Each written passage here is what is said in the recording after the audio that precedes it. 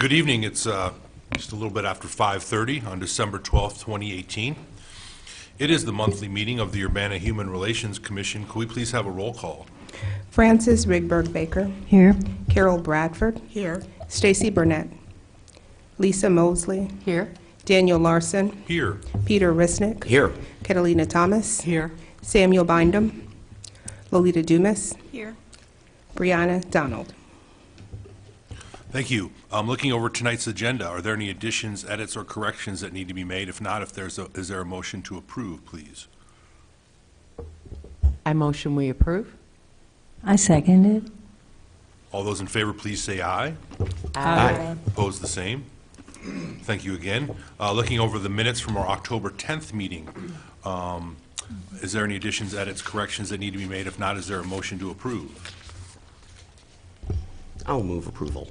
Second. Thank you. All those in favor, please say aye. Aye. And opposed, the same. Excuse me. Spaced out there for a second. Okay, public participation. Seeing none, hearing none, we can jump on to old business. And I believe Mr. Rent is here. We thank him for all the work he's been doing on these proposed amendments, and have a chance to have a conversation, ask questions and whatnot. Yes. I'll turn it over to you. Thank you for coming in tonight. Good evening, everyone, and thank you for having me. First of all, I want to thank everyone who took the time to review the administrative rules. We received great comments back. We've tried to incorporate them into a combined document that should be sitting before you today. I think we distributed it initially back on November 16th, I think it was. And so, again, thank you for your review of the document. Other than general wording and clarification fixes, what you're seeing, I think I would put the main changes to the document down to two categories. The first are down to two main issues. The first incorporates a definition of, or changes the definition of commission to include the HRO staff. And the point of doing that, if you notice throughout the document, it refers to the commission will approve, the commission will review, the commission will. The question there is feasibility, and mainly whether or not we can keep approvals going in a timely fashion and in a fashion that can keep up with the pace of the various projects and construction projects and other types of vending activities that the city will undertake. And so the thought is that we define rules that are very clear, that are very comprehensive, and then the HRO staff is responsible for administering those rules on a day-to-day basis. And so by including the HRO staff in that definition, it saves us from having to go back and define in each place where there is a reference to the commission or HRO staff as delegated by the commission. So that's the first thing. But the second one I want to draw your attention to, I think it's on page 5, if I'm not mistaken. Okay, yes, it's on page 5, and right at the beginning, under good faith procedures, and I think rightfully so, this is the paragraph in the passage that we have to be very careful about. We received great feedback and great suggestions for clarification from the commission, and I just wanted to make sure everyone had a chance to read it. It reads well for everyone, and that there are no specific questions in regards to this paragraph.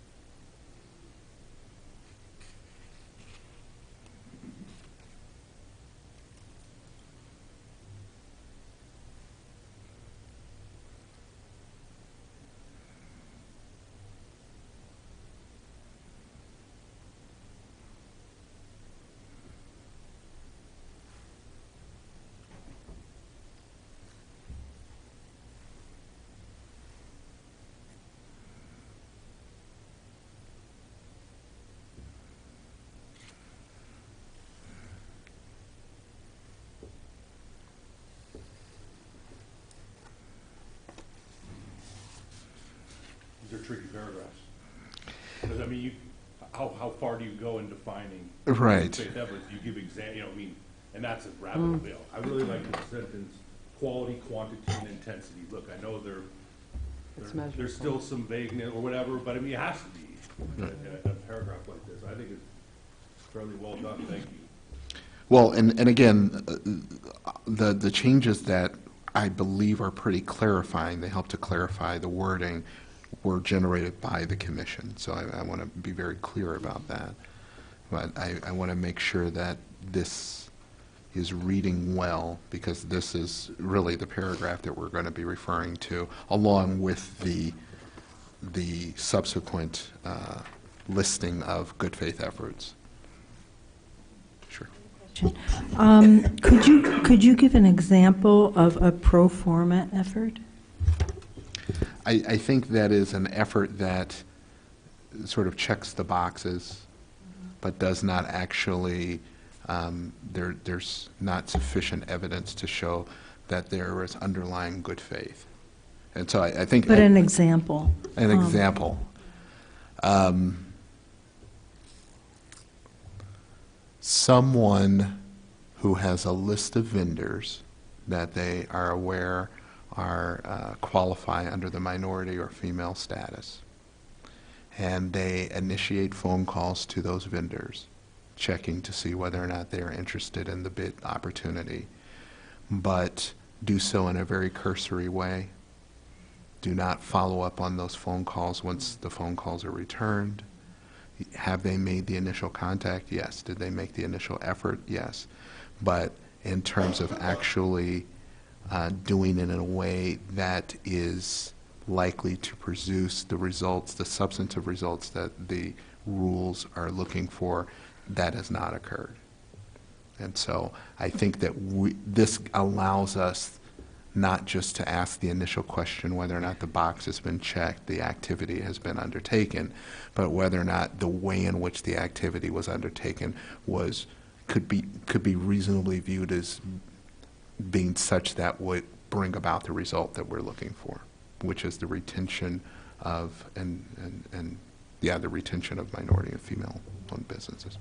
So, given that example, it doesn't have to be willful attempting to avoid. It No. could just be negligent, not doing your Lack due of diligence. enthusiasm. Lack of enthusiasm. Right, because this is a standard that is what do I call it? It is an affirmative standard.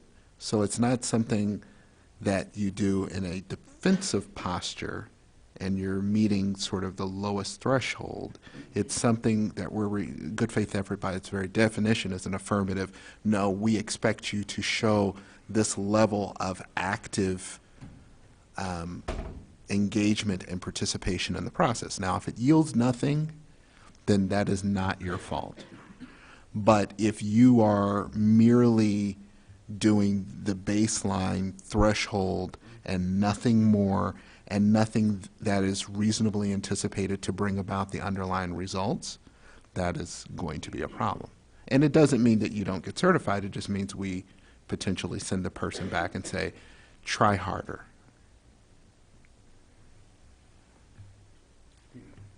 One sort of overall question. This is not going to be an ordinance. This is our internal Yes. rules. So it's unlikely that a court is ever going to have to interpret all these words with some sort of fine-tooth comb. Oh, no, it is. So, yeah. I mean, I guess in that case, there are a bunch of it's that you might as well repeat this utilization plan or that. Exactly. Sort of the demonstrative pronoun issue. Yeah. And the So, thems and the, yeah. I mean, I noticed it and I thought, yeah, I know what it's talking about. But if it's going to be subject to some court doing That something makes sense. goofy, it's probably worth filling in all of the it's with what they're it's about. Absolutely. I was thinking that as I was sitting there. I was like, there probably is a demonstrative pronoun issue or a pronoun issue. We need to be a little bit more explicit.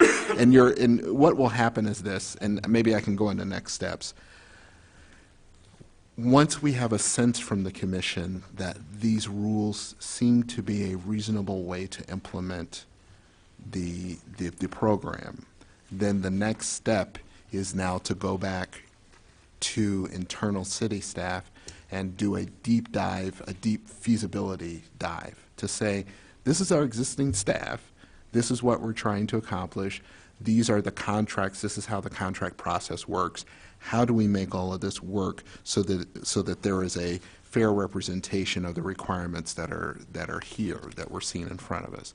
Once we've done that deep dive, then we will produce a report, and then the report, the rules, and the ordinance language which authorizes our, the word is not authorizes, but the enabling ordinance will then be taken to the city council for their review. But we'll be able to provide a pretty complete understanding of how it's going to be enforced from a administrative standpoint, but also from an operational standpoint.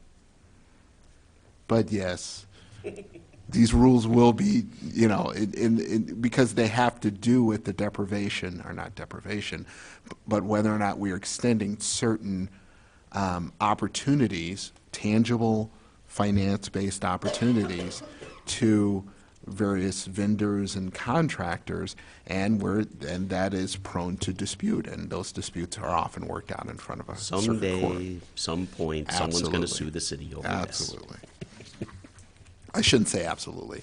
It is more than likely, yeah, that will happen. And then we'll refine our language. So they need to be reasonable, they need to be clear, they need to be precise, as Commissioner Resnick alluded. Any additional questions or comments on this section? So can I get a sense from the commission, does this seem to be a reasonable, rational set of rules upon which to base an operational review? Excellent. Thank you for your time and your review. You will see these again at some point for potential adoption, or at least that's what I would anticipate. Thank you for your time. Thank you.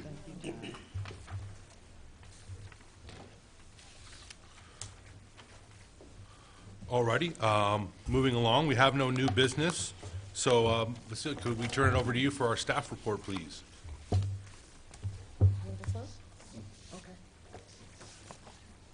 Where would you like us to Okay. begin? Well, let's begin with the EEO certifications. Okay, And basically, it's pretty cut and dry this month. We had 1, 2, 3, two new 4. applications, And 2 renewals. three new. Three. Well, the third one is coming back for re-review. Oh, yeah, yep. And we have our recommendations down for each of them. Peter? I did have one question, which was, what happened with Homer Tree Service? Is that seasonal workers, or did they tell us what happened there? It was seasonal, Okay, so they just had a bunch of seasonal workers who are not currently on the payroll? yes. Okay. So that issue of timing when they submit, so. That's what I figured. In 2017, they must have submitted in the fall or what, you know. Right, just prime, before, or in the spring or Or, something, yeah, just before spring. they, yeah, just when they Where they hired. just started, yeah.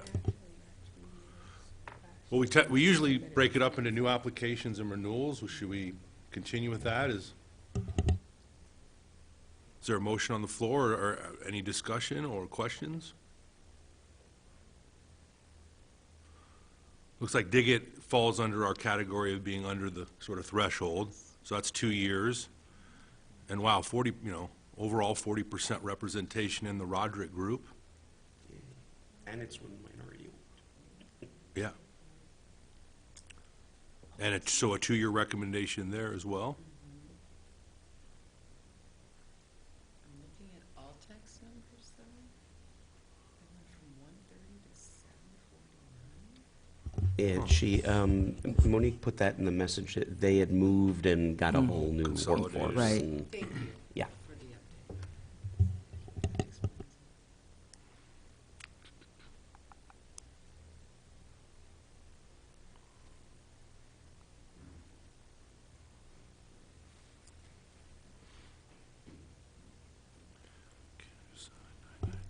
Well, I'm happy to make the motion for the new ones. Please. I move that we approve the Roderick Group for 2 years and Dig It of Champaign for 2 years.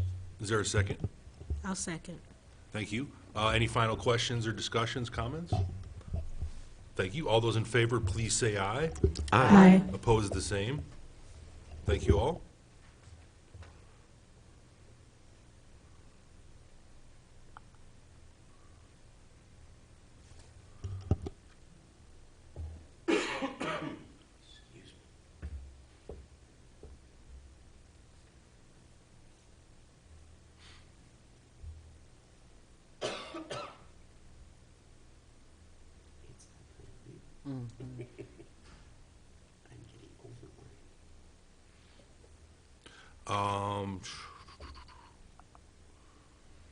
Was there a motion for our renewals? We've got Alltech Industries for 2 years, Homer Tree Service for 2 years, and Cannon Design, Inc. for 2 years.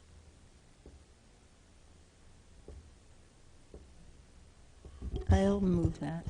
I'll move that we go with staff recommendations of Alltech Industries, 2 years, Homer Tree Service, 2 years, and Canon Design Incorporated, 2 years. Thank you. Is there a second, please? I'll second.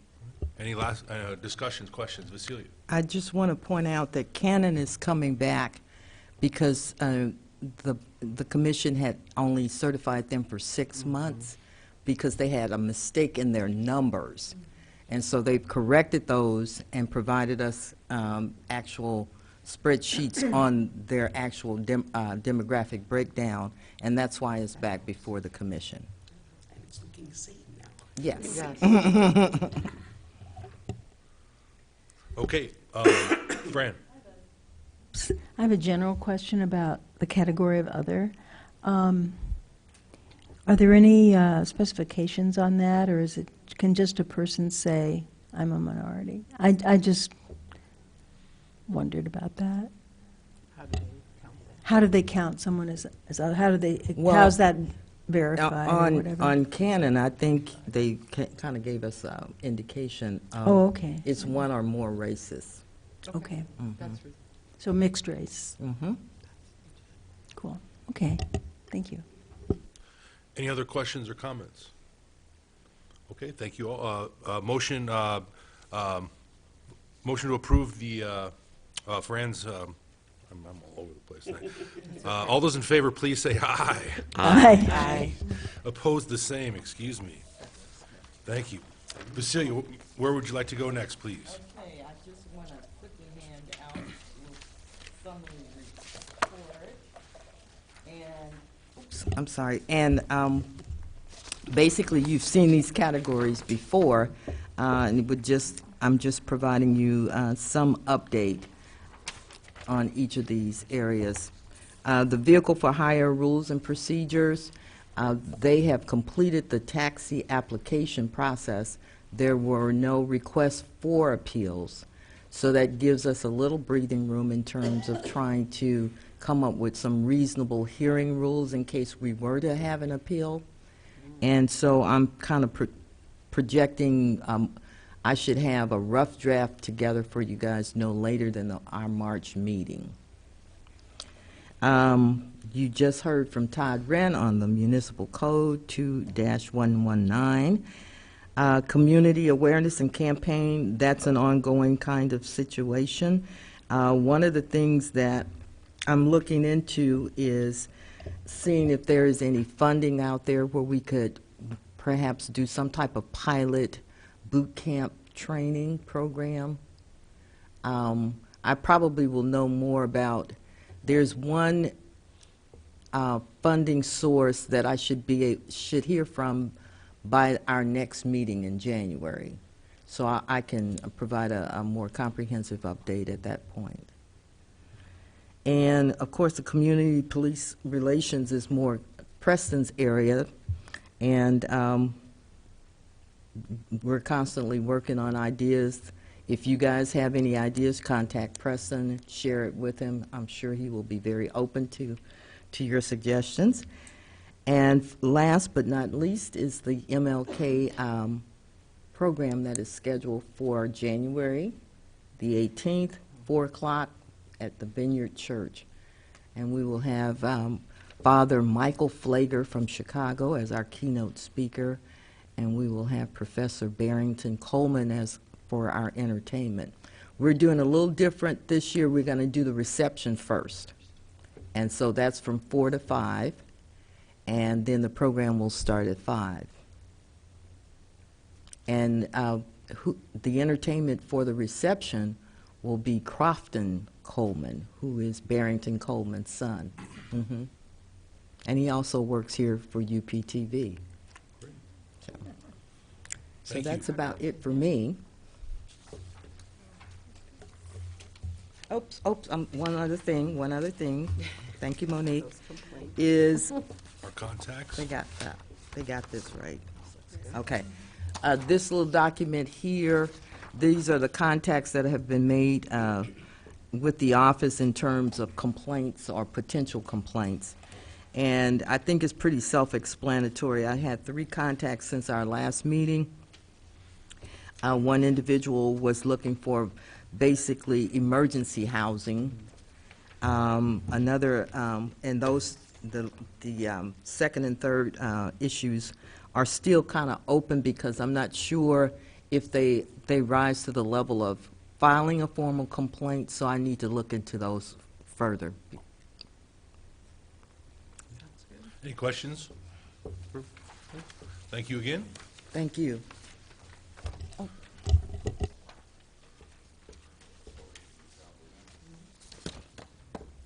Preston, we'll turn it over to you. Hello, thank you for coming by, as always. How you doing? Good, how are you? Good, good. So I just have a few things to advise you guys about some upcoming events. The first one that I will address will be the Truth Peaceful Solutions training that they're having this coming weekend, which will be Friday and Saturday, December 14th and 15th.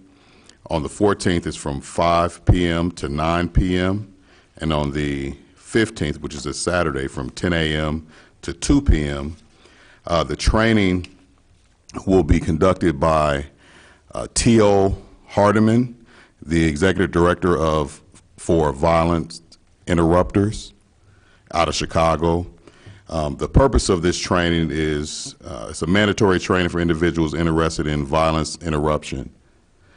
So what that means is for those to try to get ahead of all this shooting and stuff that we got going on, any of the violent acts that we have, they're having a training to help our citizens here get ahead of this violence. The training will be at the CU Public Health District at 201 West Kenyon Road, Champaign, Illinois, 61820. Let me see. Flyer doesn't have who to contact if you want to go. But I think you can just show up and get that training from what I've heard from Joby. Yes, ma'am. I just wanted to add that there's a wonderful documentary by Cartemquin, a company in Chicago that does a lot of social action documentaries about the interrupters, and it's really great. So, Outstanding. I appreciate that Sure. additional info. The next thing I'm going to talk about is another event coming up on Saturday, December 29th. It's What They See is What They Will Be event hosted by the Boys to Men Mentoring Program. What this is a fundraising event that will be at Stone Creek Golf Club on December 29th. Doors open at 7 p.m. Program starts at 8 p.m. There's tickets. The tickets in advance are $35 in advance, $40 at the door. These men get together and they go out and grab our young men, more of our young men that don't really have good role models and or don't normally follow the role models that may be out there because they're not relatable to them.